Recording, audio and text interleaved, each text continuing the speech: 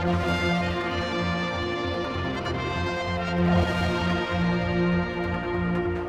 I'm delighted to have here with me Susan Jellis, who has just bringing out this brand new book.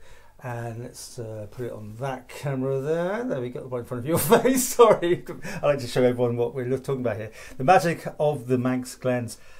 This has been a little time in production, hasn't it? We've been talking about this book, and I don't know, was it June now? Was it a bit early initially? No, it was planned for Easter, right. So perhaps a day or two later than it should have been. It's not bad. But it's been in production for about a year, because I think that's what we were we're first talking to you about it. Yeah, I first had the idea when my first visit after I'd been locked away with COVID, not allowed to come, having a lovely walk through wonderful Ballaglass Glen. And I don't know, the idea just came into my head. I'd already done a book on the Bloomsbury Squares in London. And I thought, well, I could do a book on the Glens just the same. There's nothing in print. Suzanne Cubbins did a book on the Manx Glens several years ago, but that's becoming unavailable now. It's going out of print. So it seemed the ideal moment. And the more I thought about it, the more I thought, I can do a good job on this. I know the Glens well. I love the Manx Glens.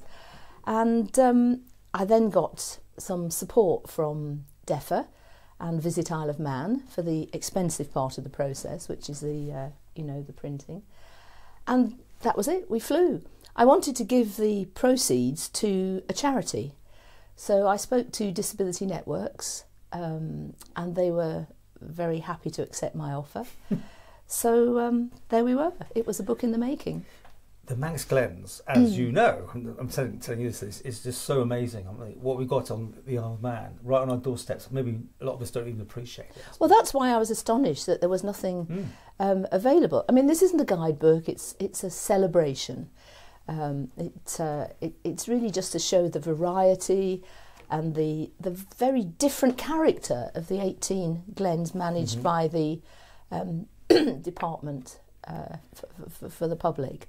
Beautiful pictures and obviously also illustrations, paintings. The original illustrations have been donated by the artists Ronnie Doyle and Michael Starkey, and also Tracy Dean, who has just done the waterfall stamps issue. She's done the paintings for those. That ties in nicely. Yes, and I wrote the text for the presentation pack. So yes, it was a great tie-up. So some of her paintings are in there as well. And Julia Ashby Smythe, we commissioned her to do the chapter titles and the script. Yeah. So obviously you had to walk the highways and byways of every one of the glens. How many have you got? I have done all of them. There's 18 national glens. Right. The only one I hadn't previously visited was Colby Glen. My parents lived in the extreme north of the island, so we didn't get south very much. But I now have bagged Colby Glen, and I've done them all. 18 of them, yeah. So on sale for the 18th, isn't it? Yes, it's the launch date. Launch day of this.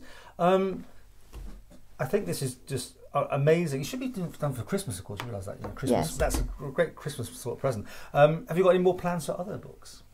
Well, I haven't. I mean, perhaps I could just say before I answer that question, one of the nice things about this book is that because we're doing it for the charity Disability Networks, we've tried to tie in with the access arrangements for the glens. DEFA obviously are doing their best with making the glens more accessible, but it's pretty obvious from the rugged terrain that they'll only ever be able to go so far. But the charity commissioned some people to actually walk the glens with mobility impaired people. So we've put some little icons in there to give a clue as to which are good. It's not more than a clue, but Disability Networks will be putting a full report on each glen for access on their website when the book comes out. And now I've forgotten your question. That's not the next one, but my next work. Well, before that though, have you got a favourite glen? People always ask me this. Now, I have to say, in my younger days, Doon Glen and Thalty Will were my top favourites. And I've always loved Ballaglass Glen. But now I'm getting a bit older.